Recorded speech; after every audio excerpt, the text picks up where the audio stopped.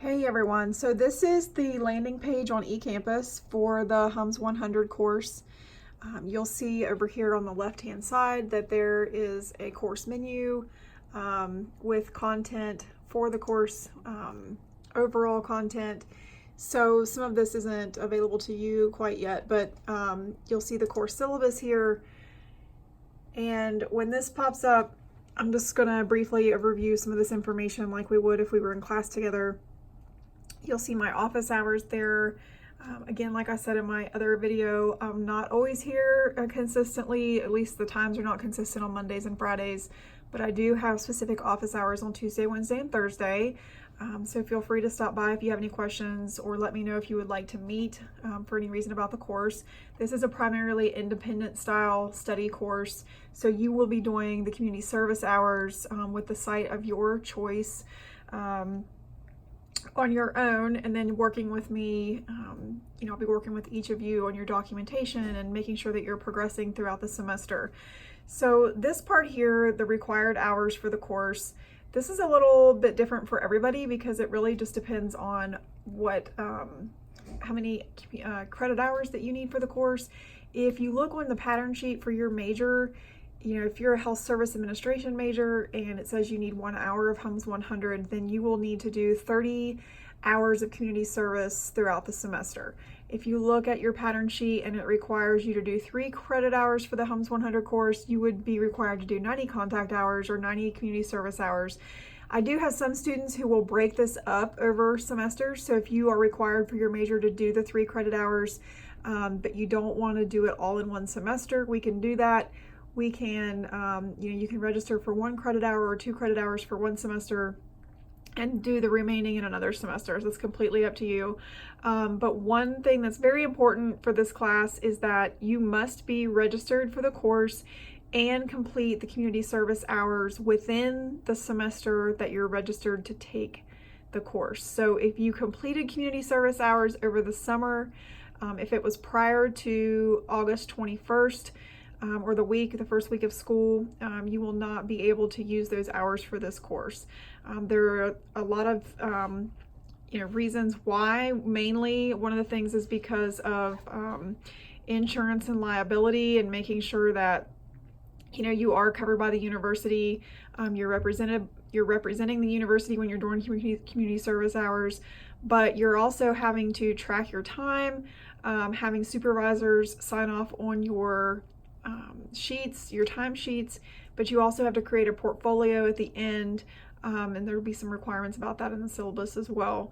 If you did participate in the service week here, this first week of the semester, you are eligible to use those hours for this course.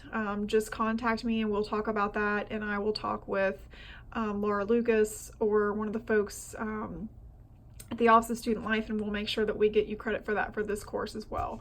So this is a required course for all WVU Tech students. So at some point, everyone will take community service. Some of this general information in the syllabus, more specifically to this course, there is the course orientation, which you are doing this by video. So this is really the only time that we would have come together for the semester. So I'm kind of changing that for this year just to make it easier for everyone. In the past, it's been very difficult to find a time where everyone in the course can come, because this is a class that when you registered for it, it did not have a time associated with the course. So one of the first things you're going to have to do is decide where you want to do your community service. You can use many nonprofit organizations. There are some different organizations on campus. You can volunteer or do your community service hours at the Student Health Center here on campus. Some students have chosen to do the library.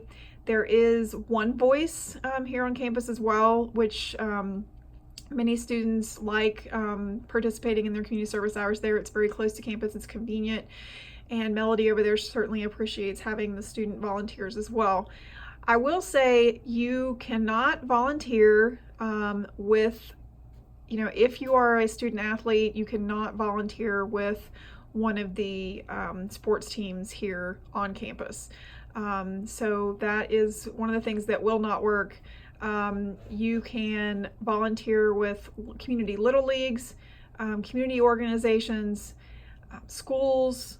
different things like that. I've had some folks do, with like city council, city hall, police stations, fire stations, little football league, baseball league, soccer leagues, and so forth. Reading to kindergarten classes, animal shelter. So there's a lot of different things that you can do for this course. But one of the first things is when you do select a site that you'd like to work with, you have to prepare the acceptance agreement and your work plan. So you'll see, again, some of this information is all going to be over here as well, what's required for you for the course.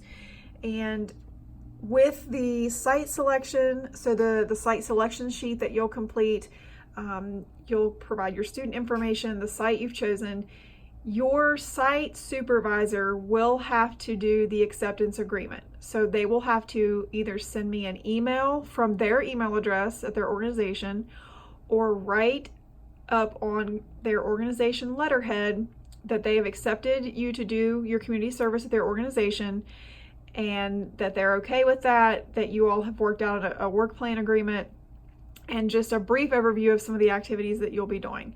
This must be turned in by Friday, September 6th. So they can email me, they can send it to you, you can upload it. If it's on letterhead, they can send it to you. Then you can upload it there on eCampus. If your supervisor emails me directly, then I will update your grade on eCampus for that particular assignment for the course. But these are due by Friday, September 6th. We've already talked about the different types of organizations, but there's more of a summary there.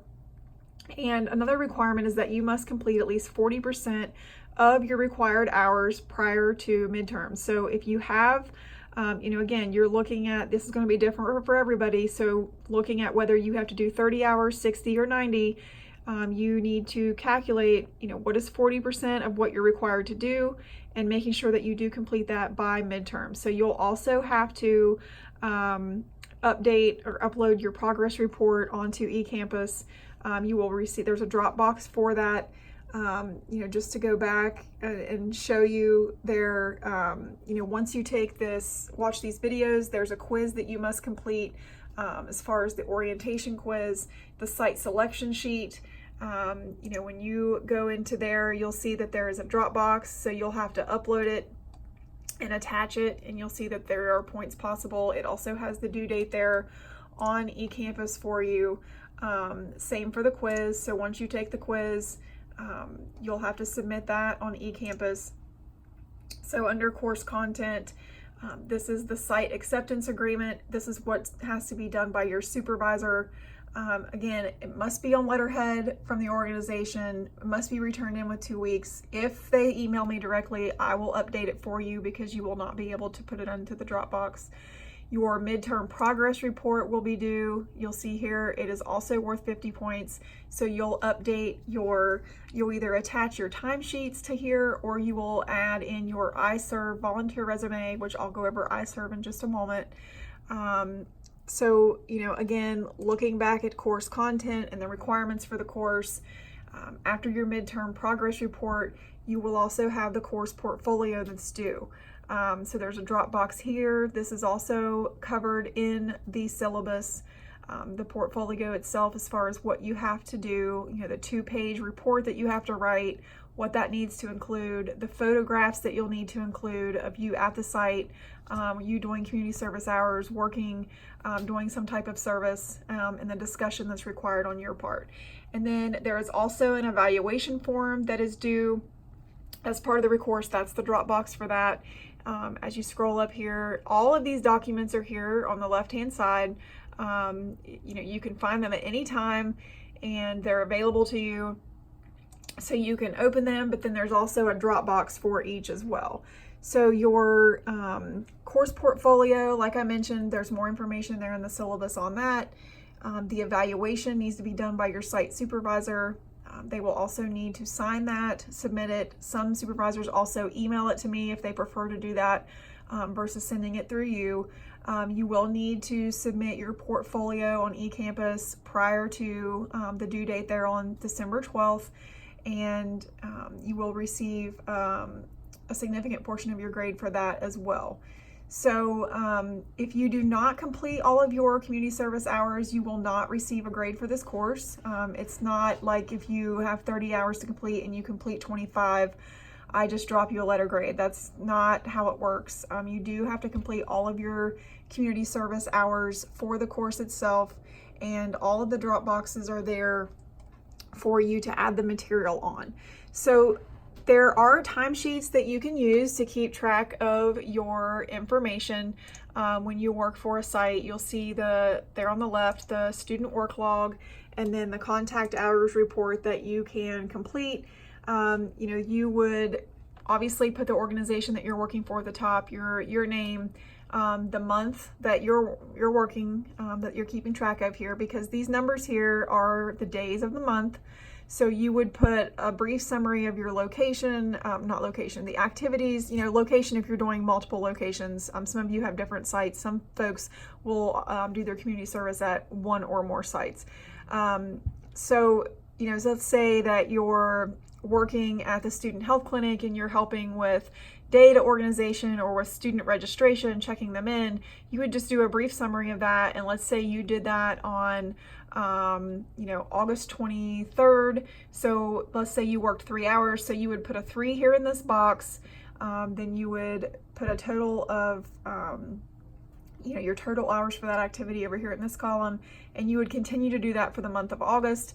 Then you would complete another timesheet for the month of September, and so on. And then you would keep track of your total hours here down here at the bottom. You would sum those to create the total, and then you would need to sign that as well as your supervisor. So you can submit that as a scanned copy of that, or a picture of that as your midterm progress report. You can also will need to submit those at the end of the semester, the final version of those.